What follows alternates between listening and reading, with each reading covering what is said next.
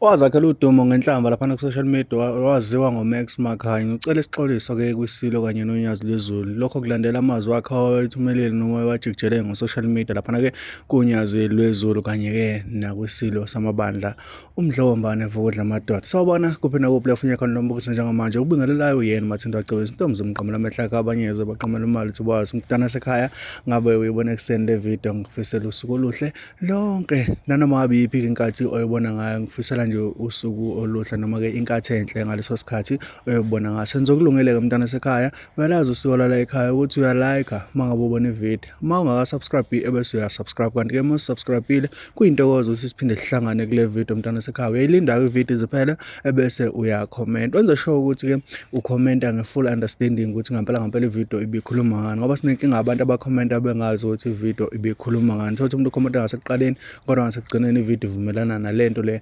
abeyisho yena, mhlawumbe bese iphikisa ngaleyo ndlela. Uma kuxolisa kwisilo samabandla njengoba-ke wawathumela amazwi anenhlabathi kusona waphinde waxolisa unyazi lwezulu nakwibandla elikhonza khona ngaphansi konyazi lwezulu, bese kuveza ngokusobala ukuthi cha yena akekho ngaphansi kwebandla likaShaka, kodwa-ke uwumnguni umile nje kulokho ukuthi uwumnguni. Kodwa-ke la mazwi awadlulisa ngokuxolisa, udlulisa nje ngoba ubonile ukuthi mhlawumbe kubantu ebekufanele efike kubona awazange azafike ngendlela, noma kubantu abengamelele labo bantu awazange azafike ngendlela ekuyiyona. Sazi-ke isizathu akazivezanga isizathu esidala ukuthi axolise esingale ngaphandle kokuthi mhlawumbe ugcine ebona kungazwakali ngendlela ekuyiyona yona. Mntana sekhaya ngaphandle komoshela isikhathi sakho mina angandi kakhulu angehlele ngezansi angihoshimpe njengamanje na ividiyo kaMax exolisa. Sanibonani maNazaretha, nina basekuphakameni enhlangakazi, bafowethu, bomama, bobaba, bodadewethu. Suka akawuvumela bongani uJehova, bungane uJehova ngokuba elungile, ngokuba yenelungile, ngomsa wakhe ngomsawa uhlezi phakathi, wahlala phakade kuba elungile. Bongani uJehova, bungani uJehova ngokuba yelungile, ngokuba yenelungile, ngomsa wakhe ngomsawa uhlezi phakathi, wahlala phakade ngokuba elungile. Suka uziboshwa wozane livulwe ngubani, hello sango-ke ubani uvula lelo sango, isango lalivulwe lalizozibo elalivaliwe. Uyabona-ke leyo maNazaretha, ngiyayithanda nansi into, ngiyayithanda nansi ingoma. Inkinga nje angiwazi ama-lyrics ayo kahle. Ngiyafisa ukuyifunda le ngoma ethi ziboshwa wozani ubani ovula isango. Uyabona uma ngingathola umuntu ongangifundisa leyo ngoma, noma nje mhlambe ayicule khona lana ngizwe ama lyrics ukuthi ahamba kanjani ama words ayo abafowethu kuyobungilaphile lo muntu. Bakwethu ngicela ukuxolisa kakhulu kuma Nazaretha wonke South Africa yonke. Ngiphakama nokuxolisa kulesi sikhathi samanje ngama video engake ngawenza ngikhuluma noma kanjani ngiwathuka nenkosi yawo amaNazaretha ngiwathuka ngiyaxolisa kunyazi lwezulu ngithi okoniwa ngomlomo kulungiswa ngomlomo okonakala kwi-social media kulungiswa kwi-social media. Iqiniso lithi ayikho inzondo yeqiniso, ayikho inzondo yaphakade.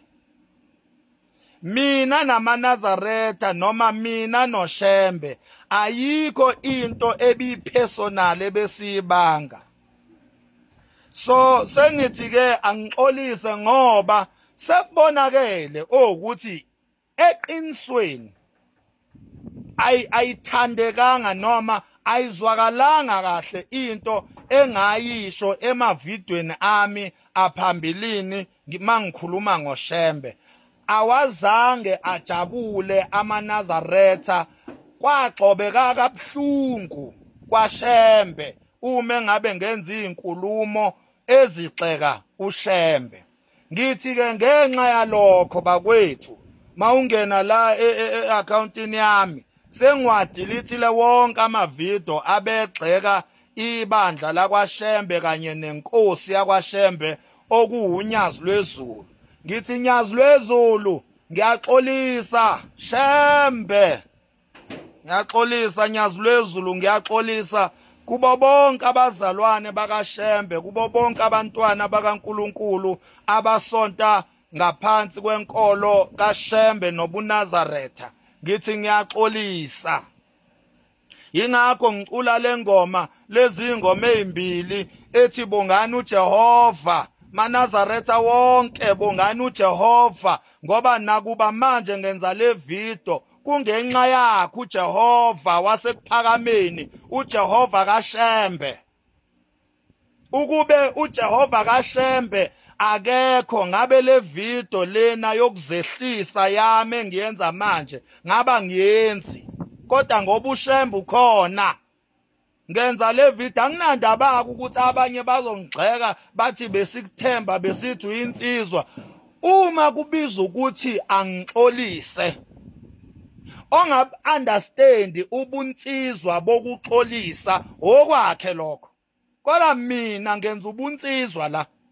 Obone ngathi ngiyancetheza ngokuxolisa, hayi shuthi yena ubunsizwa ubuviwa ngendlela yakhe engingayazi mina ngokwazi kwami ubunsizwa bunokuxolisa nokuxolela nokuxoleleka. Obami ubunsizwa nje buhamba phambe kube khona i-element yokuxolisa, ukuxolela, ukuxolelwa, ukuxoleleka. So ngithi angixolise, angiphinde futhi ngixolise eNdlunkulu kaZulu. Ngiyaxolisa eNdlunkulu kaZulu, isilo hlanga lomhlabathi, baba umisa izulu kaZwelithini. Ngiyaxolisa Nkosi, ngiyaxolisa ngithi bayede ngehlela ngezansi ngumfo kaMakhanya. Ngiyazazi ukuthi ngiyinsizwa, kodwa la kumele ngizehlise la kumele ngixolise la. Inkulumo engazenza mayelana nesilo kanye noShaka kanye neNdlunkulu, ngithi ngicela ushwele misizulu, ngiyaxolisa bonke abangaphansi kaShaka, ngiyaxolisa bafowethu. Ya mina ngikho vele ngaphansi kaShaka, ya ngumnguni nje, ngumnguni. Ya kodwa kubo bonke abantu abazizwa beoffendeka uma ngixoba kabuhlungwana lapha kuShaka kanye nesilo samabandla umisizulu kaZwelithini, ngathi ukugcoba lapha kuye kwathi ukunyakaza, kwathi ukuthinteka kabuhlungwana. ngiyaxolisa ngehlela ngezansi. Obakithi kamakhanya ubunsizwa buhamba phambe kube khona la kumele uxolise khona uma uyinsizwa. Lento yokuthi umuntu akaxolisa akubona umnsizwa lobo ubuqhalaqhala nobugagu nobuhlaza ukudelela kahle kahle umuntu nje othi uyinsizwa kodwa engaxolisi isihlama nje. Ngiyaxolisa bakwethu. Ngiyaxolisa bakwethu. Awu Nkosi yami, bengingafuni ngene amazwi anenhlabathi kule video. Ngiyaxolisa baba uNyazi lwezulu, ngiyaxolisa bazalwane bakaShembe, ngiyaxolisa amaZulu, ngiyaxolisa kuhlanga lomhlabathi, ngiyaxolisa kuyisilo umisi izulu kaZwelithini, ngiyaxolisa bakwethu. Ngithi ngicela intethelelo njoba ngixolisa nje ngiguqa ngamadolo enhliziyo. Ngiguqa ngamadolo enhliziyo ngoba ngiku-social media. Ukube bengifike physically ngabe ngiguqe ngamadolo enyama, kodwa ngoba ngikhuluma emafonini, ngilungisa okonakala emafonini, ngixolisa ngamadolo enhliziyo, ngixolisa ngamadolo engqondo.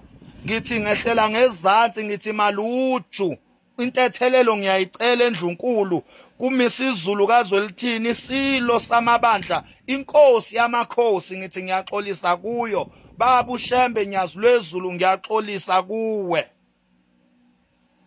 Bekuyilokho nje bakwethu ukuthi ngicela ukuxolisa bese ngehlela ngezansi.